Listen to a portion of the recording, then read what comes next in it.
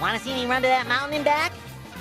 You want to see me do it again? Hey everybody, it's Kevin from Twin Talk, and today we're going to be talking all about The Flash.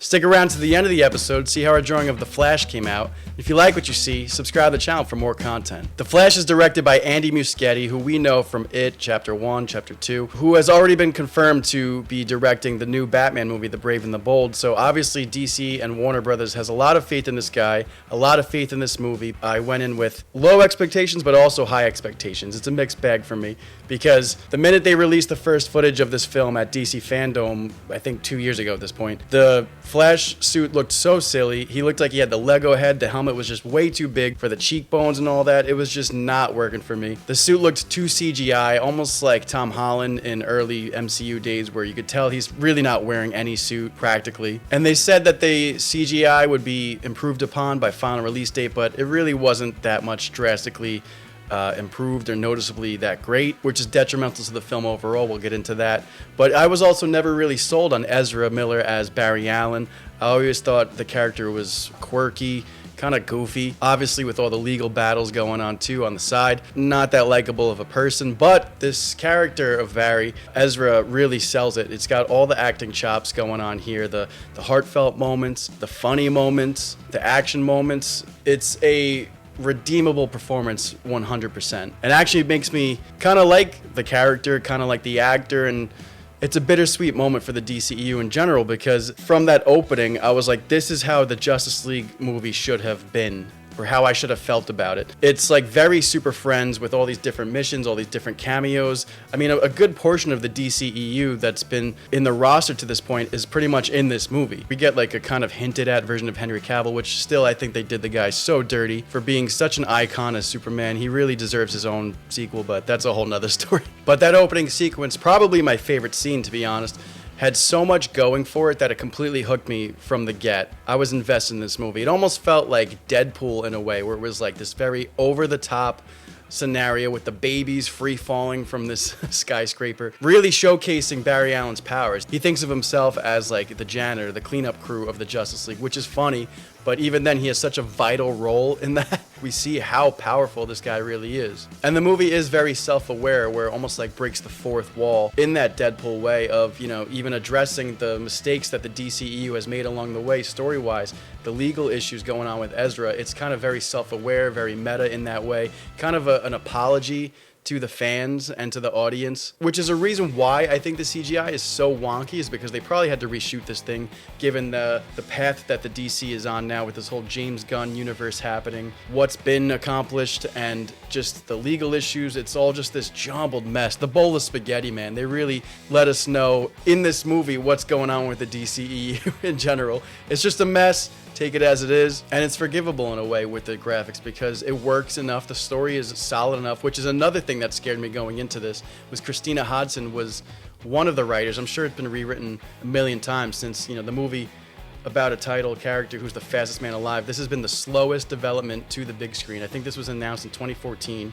I think we were supposed to get Ezra Miller as the Flash in a solo movie in 2017, 2016 area, and now we're finally getting it, and thankfully, despite all the hell it's been through, it paid off. I have to give kudos to the writer, Christina Hodson, who worked on Bumblebee, who did Birds of Prey, which is so hit or miss, but in this movie, there's so much layers, so much depth, so much fan service. It's just all well-rounded from a story standpoint that the visuals can be forgiven. It's all just like high art, hyper dynamic, over the top, comic booky stuff, and I bought into it. Despite having two huge characters of the DC universe, Batman and Superman, or Supergirl in this sense, Barry Allen is still the star of the film. There's no detriment to his character at all, even with these heavy lifters helping him out. It's smart in the sense that it's an origin story without being an origin story. We see the whole lightning and chemicals, how he got his powers, how ridiculous it might seem, but that's what we know and have come to accept with the Flash. Things like the Speed Force, that whole like chrono bubble, whatever, and a lot of fun showcasing his powers of him phasing and vibrating through walls. The Cyclone Arms, which was a huge crowd pleaser. Muddying up the timelines, which is a great borrowing of the elements from Flashpoint Paradox, Flashpoint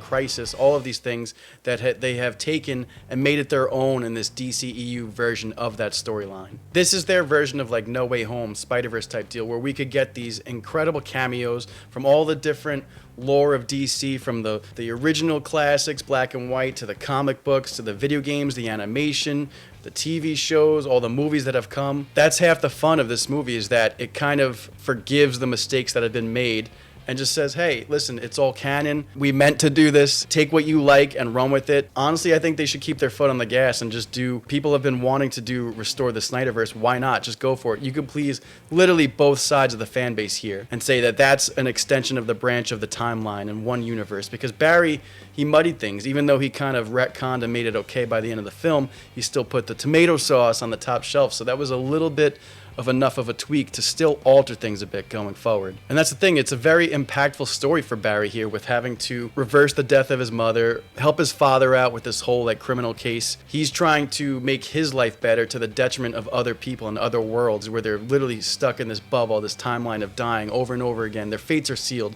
Supergirl and Michael Keaton's Batman, which I did hear complaints about, that we spend an entire act building up these characters, finding Batman, finding a Superman in Supergirl, and yet doing nothing with them. There's no like closure to that story, but that's the point, is for those that also were complaining about Barry kind of being sidelined by these huge heavy hitters, he is the one that still makes the ultimate sacrifice to give up what he wants to help other people and undo the mess that he has caused, even if that means killing his mom, which that was such an emotional scene, and he knows this isn't how it's supposed to be. I have to make this decision. Young Barry was a lot of fun to address, in the fact that he was like the immature, irresponsible version of Ezra Miller, or Barry Allen, if you will. Here we see a lot of growing up for the character. Now I'm invested, and I want to see Ezra Miller as Barry going forward, despite all of the chaos. He is literally the villain in the film. Ezra Miller is the Dark Flash. He's a version of Barry that is, in a sense, a good guy. He is trying to stop the death of his mother and believes that he can do it no matter what, just one more time. He's lived this existence over and over and over again, where he's becoming this like body horror monster version of this character, and it's kind of tragic. You feel for him, and he views good Barry as the actual villain, is that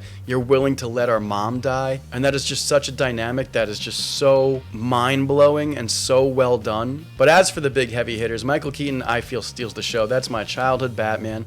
I loved every second of him on the screen. I would have hoped that they reached out to Tim Burton and said, hey, what do you think your Batman would be doing? I was hoping to see maybe Selena Kyle, but I wanted to see, where is he now? And it made for a lot of fun seeing him as this like almost like purposeless, homeless, hippie version of Bruce Wayne who lives alone. And he kind of wanted to get back in the game. You could see even that shot of the bat mask on the floor where it's all bloodied and he's stitching himself back. He's got the haircut.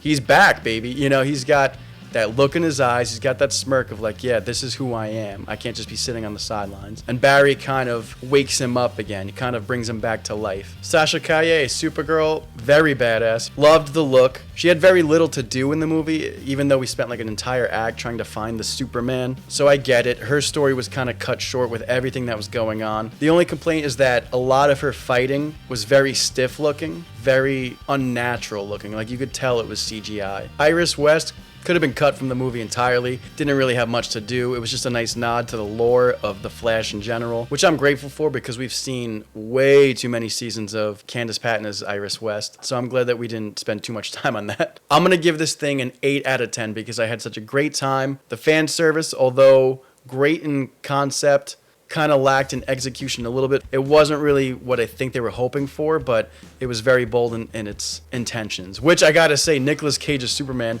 if you are not a deep fan of DC and the Warner Brothers history, this might go completely over your head, but it's huge payoff for Tim Burton, you know, to see his Batman and a version of Superman that he was working on. Do yourself a favor, do a deep dive of this Superman Lives or Superman Reborn, Kevin Smith, Nicolas Cage, Tim Burton version of Superman, and it'll blow your mind away, I swear to God. I still would love to see him be like a bizarro version of Superman in some universe, because why not just take that and run with it? The cameos were awesome, though, between freaking George Reeves, Christopher Reeves coming back as Superman. If I couldn't get Henry Cavill, obviously that was the way to go. Freaking Adam West Batman. And that George Clooney thing was it was like a funny line. We were like expecting something big to happen, but that was a nice homage to him. I was hoping to see Chris O'Donnell as Robin, my beloved character. Even we got Jay Garrick from the CW Flash, which I was hoping to see Grant Gustin kind of make his way into here, because I know that Ezra made a cameo on the CW Flash. So I was hoping they would respect the guy a little bit after having 9 successful enough seasons of the Flash. I would have loved to see Thomas Wayne, man, Jeffrey Dean Morgan, the comedian from Watchmen, reprise his role and really lean into this like brutalized version of the Batman. I would have killed to see that. Loved the suit, loved Ezra's performance in this. This movie was the summer blockbuster I wanted it to be. It had the popcorn tin too, where it lights up. It's got the beautiful textures of the suit. I love stuff like that. A great endpoint of the DCEU and a great starting point of what is to come with this James Gunn DC universe. What did you guys think of The Flash? Let us know in the comments below. Anyways, that about wraps up today's episode of Twin Talk. If you like this video, give it a thumbs up, comment below to join the discussion, and don't forget to subscribe to the channel for more content. We'll see you next time. Peace!